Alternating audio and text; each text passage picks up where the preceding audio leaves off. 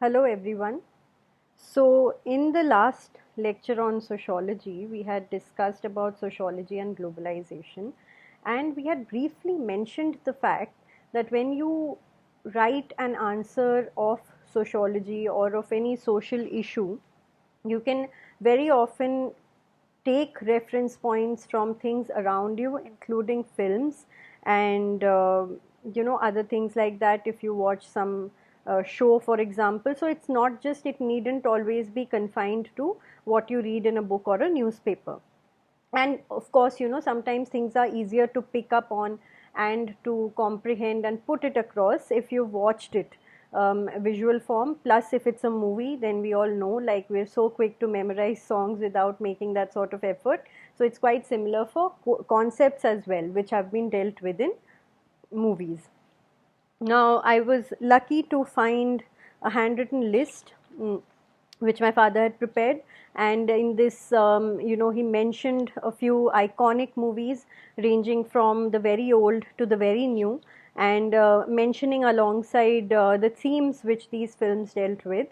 And I felt that this was a great opportunity to get these films across to you, to tell you that you can watch these.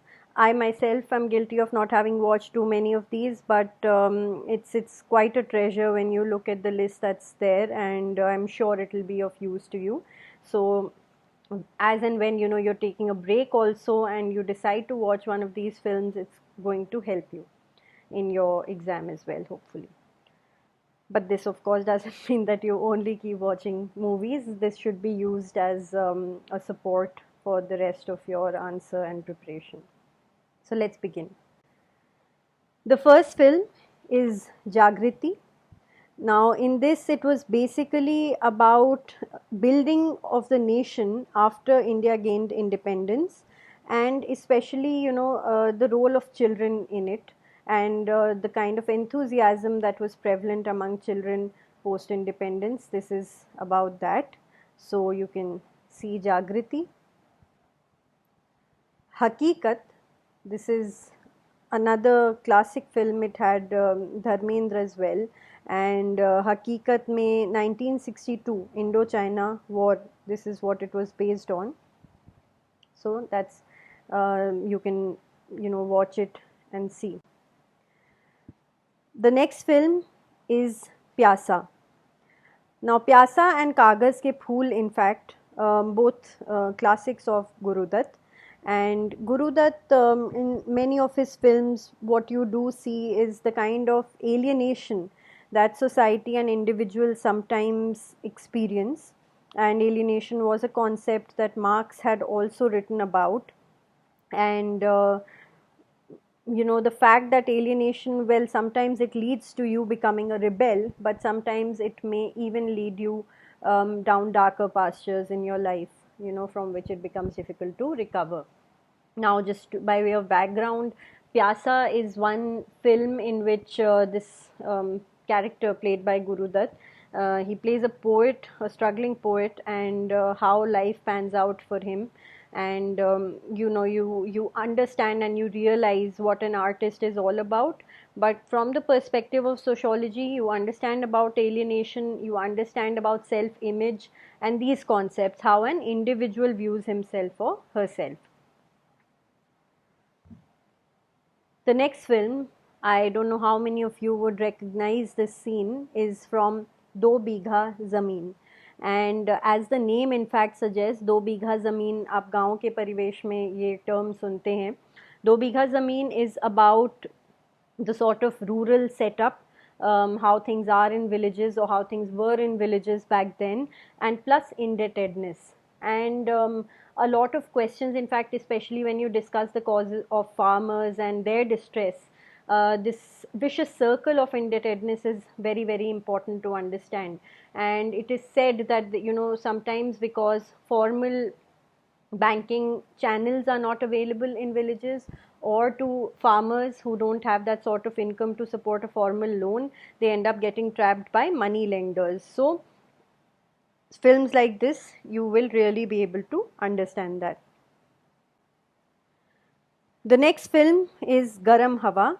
Garam Hava was about partition and what happened around it. So this is a good film to give you an idea. There are several films that have been made on partition or the aftermath of it or the process of it, but this is one film that perhaps you should definitely watch. Okay, I think everyone would have heard of this film if not watched it. And in Mother India, it has shown again indebtedness and how things happen in villages, but also they have shown poverty really well. And to understand poverty or to see the struggles that people or these characters go through, this will give you a good idea of that. Now, this film, I again am not sure if you all know where this poster is from. This is from the film Opkar. And in Opkar, you basically see what kind of rural lifestyle prevails. You watch things about family, you watch things about the difference between the rural and the urban setup and how people's perspectives and lifestyles are different in both, and of course about relationships and what happens to them in both kinds of contexts. So this should be interesting. So this is an iconic film, and I'm sure a lot of you must have at least heard about it, and if not watched the whole thing, you may have heard songs or watched select scenes. Um, this was about patriotism, and as the picture sort of depicts, it shows the contrast between East and West. The movie was called Purab or Paschim very aptly, and it spoke about westernization in the name of modernization. Albeit, I would like to say here that sometimes the portrayal that is done in terms of Western culture and purely Indian or Eastern culture, it can be a bit stereotypical, and it needn't always be so.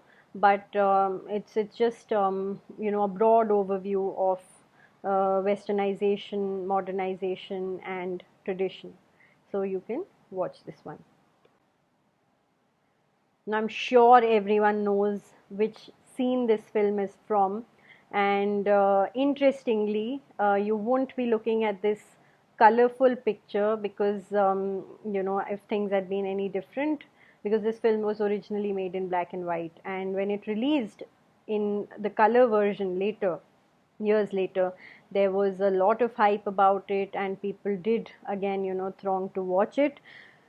This is, of course, the iconic Mughal, and it would, of course, teach you about father-son relationships. It would teach you about love. It would teach you about sacrifice, self-respect, dignity, etc., etc. But it would also give you a good idea of how courts, etc., functioned during the Mughal period in India, the opulence that was there, culturally speaking, etc. This film is a good one to watch if you want to get an idea on that. Okay, then this film, again, it's a very, very popular film, a very popular scene, popular actress. This is Umrao Jan, and in Umrao Jan, you get a look at the culture of Nawabs. You get a look at how things were during the time of the Nawabs, and it would also show you how there were certain differences between courtesans back then, vis-a-vis people who went into prostitution and so on.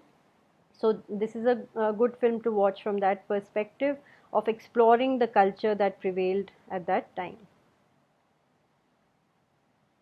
The next film, as the poster indicates, this is Astitva, and Astitva was about the dual standards that prevail in patriarchal societies, in patriarchal families, and how patriarchy often overlooks a woman's identity and the exploration of her identity. So this film is about that. So from the perspective of feminism, for example, It's a good film to watch, and also from the perspective of how relationships function. And in sociology, I have mentioned before that you read about evolving forms of family, evolving forms of marriage, of kinship. So these are things that you can gauge when you watch this film. Now, this is a tricky one. I am not sure if you know this film. This film is Ardh Satya, and this film is about a man who is made to join the police services at the insistence of his father. And post that, how he always finds himself on a two-forked road, because he sees on the one hand that there is so much corruption all around him, and on the other hand he wants to work according to his principles. So this is a good film to watch on these themes. This film, again an interesting one, this is called Par. And in Par you get a bird's eye view, and in fact you see, and the film explores the sort of poverty and struggles of poor families, but also especially of Dalits. So this is a good film to watch from that angle. I'm going to name the two key people that you see in this frame especially. There's Smita Patil and there's Girish Karnad, and you perhaps will be able to guess this film is called Manthan. And this was very interesting because it explored the idea of self-help groups and cooperative societies, and it was about this whole story of how Amul came about, which, as you all know, it's a cooperative marketing federation, and women came together in that initiative, and how that turned out, and how that transformed the way manufacture and marketing, etc., take place. But at the same time, at starting from the grassroots level, and not in a very corporatized manner, as it were. So Manthan is a film that explores that.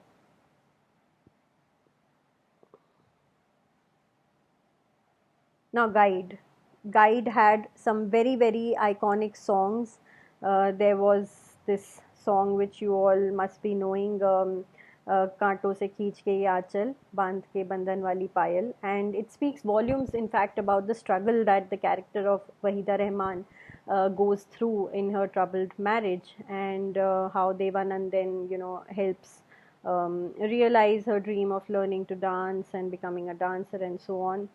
And why are we discussing this in sociology? Apart from the relationships angle, this looks at live-in relationships. Okay, this film does explore that, and for that time when it was made, you can understand that this was a genre that was not too often explored. So it will give you a good idea of how things worked back then and what's changed. Now we move to a bit ahead, and we look at two films from the modern era. This is just part one, so we'll have another video on another set of films, mostly new ones. But in this video, so this film, you may have watched it. It's called Corporate, and as the name suggests, it's about the corporate world. And this does tell you a lot about, not just so it's not just talking about the business side of things, but how human nature works.